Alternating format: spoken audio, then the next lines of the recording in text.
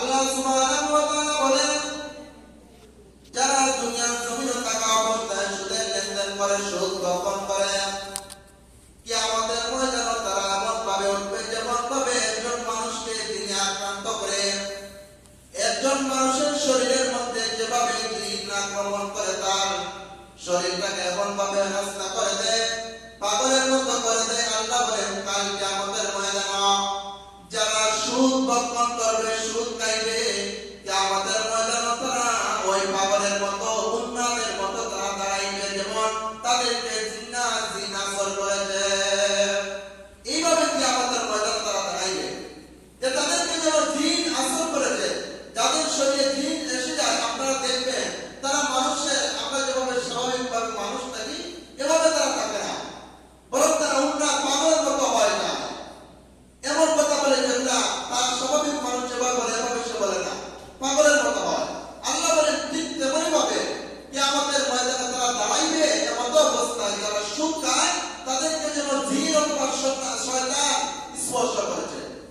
এরপর আল্লাহ বলেন, যালিকা বিআন্নাহুম, কি জন্য তারা ভাবে দাঁড়াবে? আল্লাহ বলেন, তাদেরকে এই জিনগত রোগীর মতো কেন আল্লাহ তাআলা কিয়ামতের ময়দানে দাঁড় করাইবেন? আল্লাহ বলেন, যালিকা বিআন্নাহুম, তাদেরকে এই জন্য দাঁড় করানো হবে, ক্বালু ইন্নামাল বাইউ মিসলুর রিবা, তারা দুনিয়ার জমিনে থাকা অবস্থায় তারা বলতো যে সুদ যেটা এটা হলো ব্যবসার মতো। অনেক সমাজে আছে যারা সুদ খায়, সুদ গ্রহণ করে, তারা মনে করো যেভাবে মানুষ ব্যবসা করে লাভবাংশ অর্জন করে, ঠিক তেমনভাবে আমরাও তো একটা মানুষকে দাম দিয়ে আমরা লাভ পাইতেছি, এটা ব্যবসার মতো। আল্লাহ বলেন, না বান্দা, এটা ব্যবসার মতো নয়। আল্লাহ বলেন, ওয়া আল্লাহুল বাইআ ওয়া হারামান রিবা, আল্লাহ বলেন, আমি সুদকে হারাম করে দিয়েছি আর ব্যবসাকে হালাল করে দিয়েছি।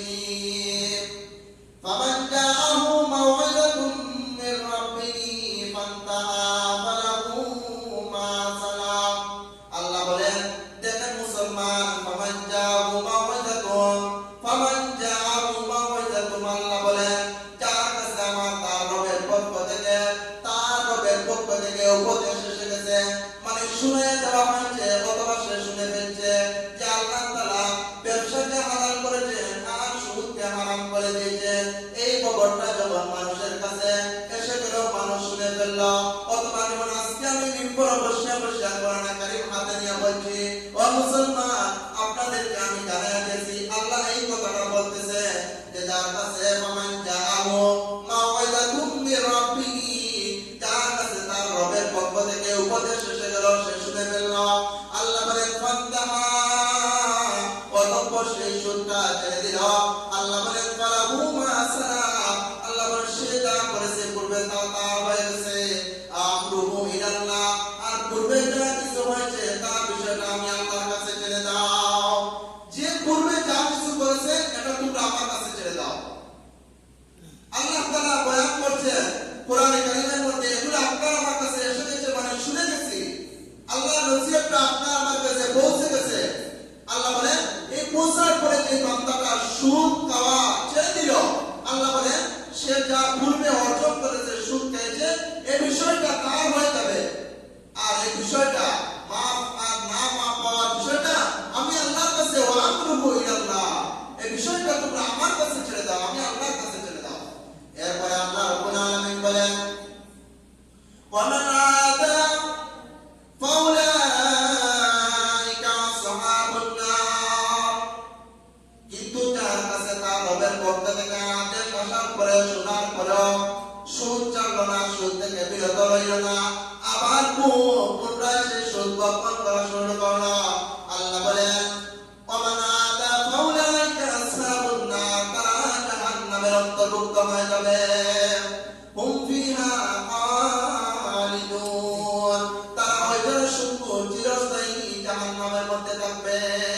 চিরস্থায়ী কারা জাহান্নামে থাকে? আমরা মুসলমান মসজিদের মধ্যে আছে যারা কালেমা পড়েছে, পড়ার পরে সে একদিন না একদিন হয় তার শাস্তি কেটে জান্নাত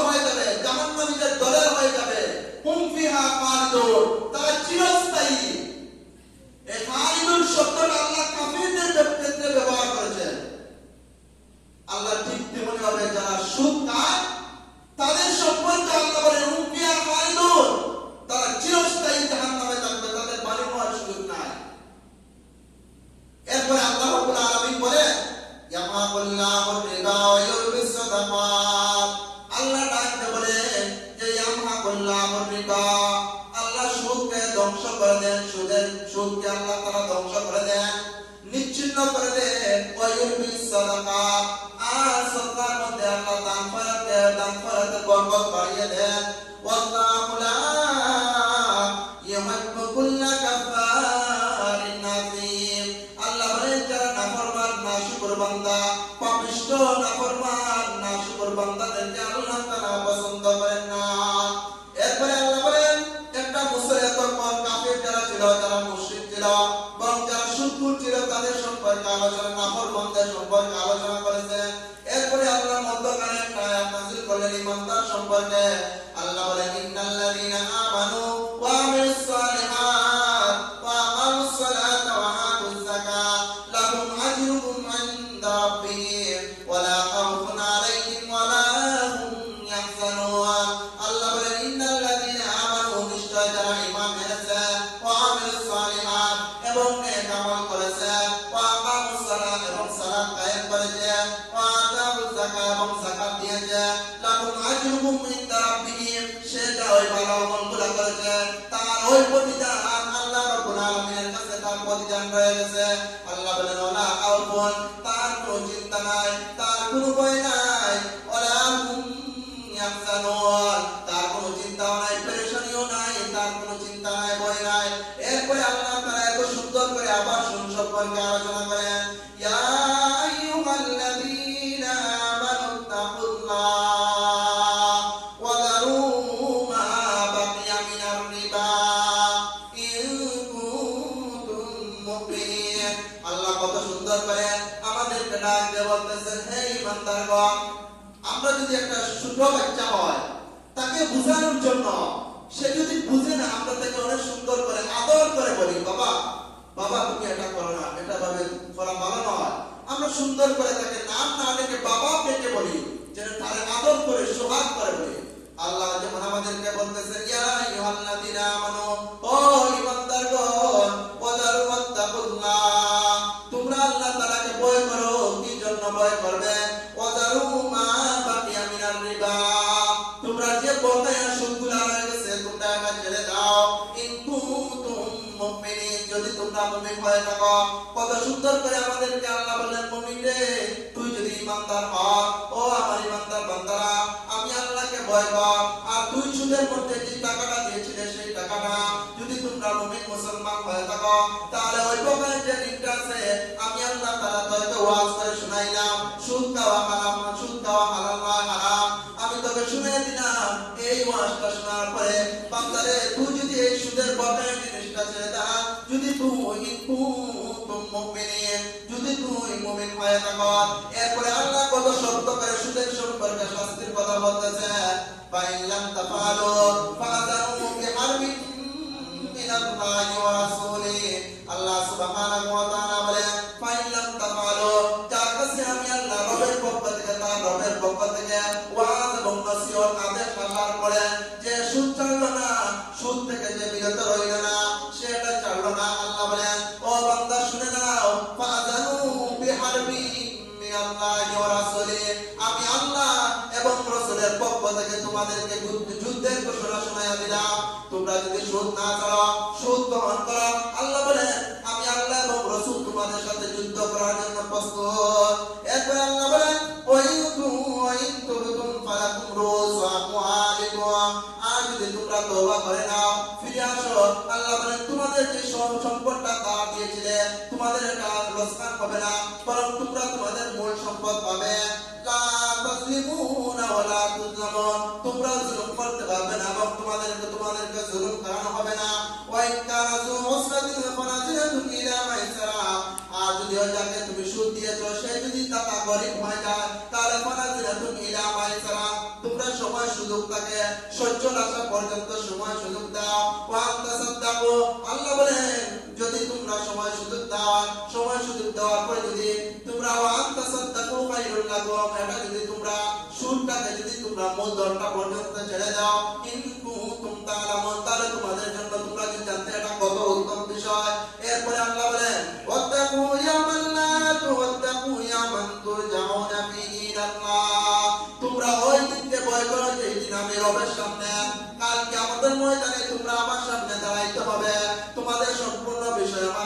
হিসাব দিতে হবে। তোমরা ওই কিয়ামতের দিনটা তোমরা ওই দিনকে ভয় করো। সুম্মা তুওয়াফা কুল্লু নাফসিন বিমা কাসাবাত ওয়া হুম লা ইউজলামুন। আল্লাহ বলেন কাল কিয়ামতের ময়দানে তোমরা দুনিয়ার জমিনে থাকা অবস্থায় যে আমলগুলো করেছিলে বদ আমল করে তোমাদের এই প্রতিদান দেওয়া হবে, পরিপূর্ণ হবে। যদি তোমরা নেক আমল করে থাকো সেই নেক আমলের বিনিময়ে আল্লাহ বলেন কাল কিয়ামতের ময়দানে তোমাদেরকে পরিপূর্ণভাবে দেওয়া হবে, তোমাদের উপর জুলুম করা হবে না। এজন্য আসেন, এগুলো আলোচনা অনেক লম্বা বিষয়। এই সুদ সম্পর্কে আলোচনা করতে অনেক সময় পড়ে। আমি আয়াতের অর্থ শুনাইলাম যে আল্লাহ তাআলা সুদ যে হারাম করেছেন, এই আয়াতগুলো শুনাইলাম। আপনার আমার কাছে কিন্তু সুদের আলোচনা যদি আমরা অনেকে শুনি আর যারা শুনছি না, আজকে আপনার কাছে পৌঁছে দিলাম আল্লাহর এই বিধানটা যে আল্লাহ তাআলা সুদকে হারাম করে দিয়েছেন। আল্লাহ বলেছেন তো যারা সুদ হারামের কথা তার কাছে আমি রবের পক্ষ থেকে আসার পরে সেটা মানল না, তারা জাহান্নামী। এরপরে আল্লাহ কোরআনে তাদের শাস্তির কথা বলেছেন, যারা তাদের কাছে তার রবের পক্ষ থেকে ওয়াজ নসিহত আসার পরেও যারা সুদকে ছাড়বে না, আল্লাহ এবং রাসূল আল্লাহ বলেন আমি আল্লাহ এবং রাসূল তাদের সাথে যুদ্ধ করার জন্য প্রস্তুত। কোরআনের বিধান, রাসূলের হাদিস শুনে কি বলেছেন আজকে আমাদের সমাজে এমন ভাবে সুদ আকার ধারণ করছে। রাসূল বলেন যে যারা সুদ বক্ষণ করবে, সুদ খাবে দিবে, যারা বক্ষণ করবে দাতা এবং গ্রহীতা উভয় তাদের জন্য জাহান্নাম, উভয়ের জন্য জাহান্নাম। এরপরে রাসূল বলেন যারা দুনিয়ার জমিনে সুদ গ্রহণ করবে তাদের এই সুদের যে শাস্তিটা, গুনাহটা কত বড় মারাত্মক, বলতে অনেক লজ্জা লাগে। আল্লাহ বলেন, রাসূল বলেছেন যারা দুনিয়ার জমিনে সুদ খাবে তাদেরকে 70 প্রকারের 70টা স্তরের গুনাহ আছে। এর মধ্যে নিম্ন স্তরের গুনাহ হলো তার মায়ের সাথে জিনা করা। আমরা সমাজে কোনো মানুষ মায়ের সাথে জিনা করতে পারবে না। যদি কোনো মানুষ জিনা করে আমরা জানতে পারি তাহলে দুনিয়ার জমিনে আমরা রাখবো না।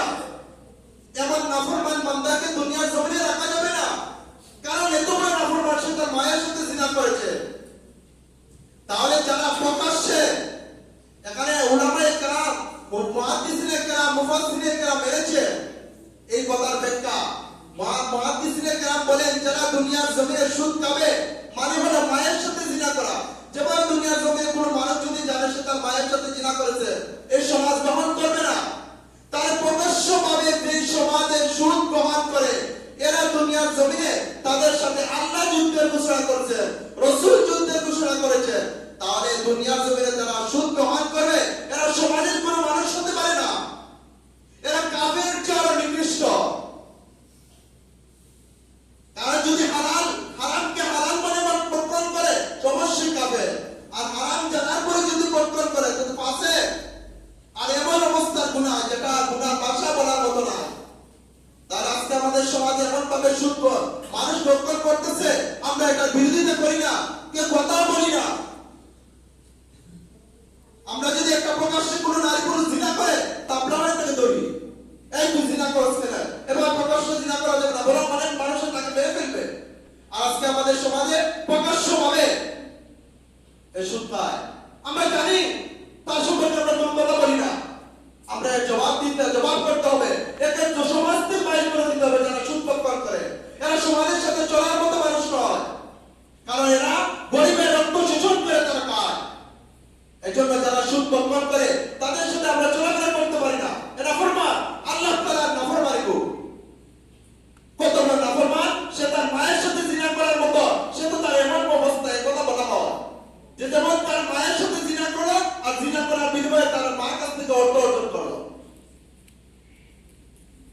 তাহলে মায়ের সাথে জিনা করে পরিমাণ এত বড় গুনাহ, সেই গুনার বিনিময়ে এই সুদ চাইতেছে।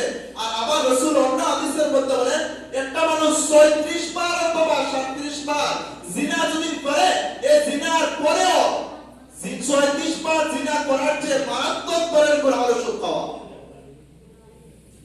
তাহলে আমরা জানলাম আল্লাহ এবং রাসূল তাদের সাথে যুদ্ধের ঘোষণা দিয়েছেন যারা সুদ খায়।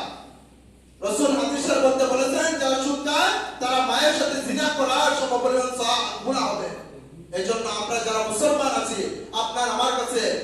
তাআলার কোরআনে কারীম আমি আয়াত কারীমা তিলাওয়াত করে শুনাইলাম, রাসূলের হাদিস শুনাইলাম। যদি আপনি মুসলমান হন, মুসলমান যদি হয়ে থাকেন, আপনি যদি কিয়ামতের ময়দানে আপনি যদি বাঁচতে চান, এখনো সময় আছে, সুদ ছেড়ে দেন। ব্যাংক থেকে এটা ইন্টারেস্ট বলে খাবেন না, আমাকে তারা ইন্টারেস্ট দিচ্ছে, আমি খাচ্ছি এটা। সন্তানকে খাওয়াইছেন, এটা হারাম। এই সন্তানকে আপনি লালন পালন করছেন, বড় করছেন, আমার হারাম খাওয়াইয়া বড় করছেন। তার মধ্যে যদি এই সন্তান পরবর্তী জন্মে এটা নাফরমান হবে, এরপর থেকে কোনোদিন আল্লাহ আল্লাহ বাইর হবে না, কারণ তার শরীরের মধ্যে হারাম ঢুকে গেছে। এখানে মুসলমান যারা সুদ খাবেন চিন্তা করবেন, চিন্তা করে ফিকির করে এগুলো খাবেন, কারণ কত বড় গুনাহ আর কত বড় হুঁশিয়ারি আল্লাহ তাআলা দিয়েছেন। আলোচনা অনেক দীর্ঘায়িত হয়ে গেছে, এজন্য আমরা চেষ্টা করব মুসলমান, আমরা সুদ সম্পর্কে আলোচনা শুনেছি, হারাম কোরআনে আল্লাহ হারাম করে দিয়েছেন। এজন্য আমরা হারাম থেকে এটা সাধারণ গুনাহ নয়, মানুষ জিনা করলে, জিনা করলে, কাজ চুললে, মদ খাইলে এটা সম্পর্কে এত শাস্তি বর্ণনা করা হয় না, কিন্তু জিনা সম্পর্কে কত শাস্তির কথা বর্ণনা করছে, তাহলে কত জঘন্যতম গুনাহ যা বলার ভাষা নেই। এজন্য আমরা যারা মুসলমান আছি, এখনো যারা সুদ খাইতেছি না জেনে আমরা জানলাম সুদ খাওয়া হারাম, আল্লাহ রাব্বুল আলামিন আমাদের প্রত্যেককে যেন সুদ থেকে বাঁচার তৌফিক দান করে। আমরা সকলে বলি আমিন। ওয়া আখিরু দাওয়ানা আলহামদুলিল্লাহি রাব্বিল আলামিন।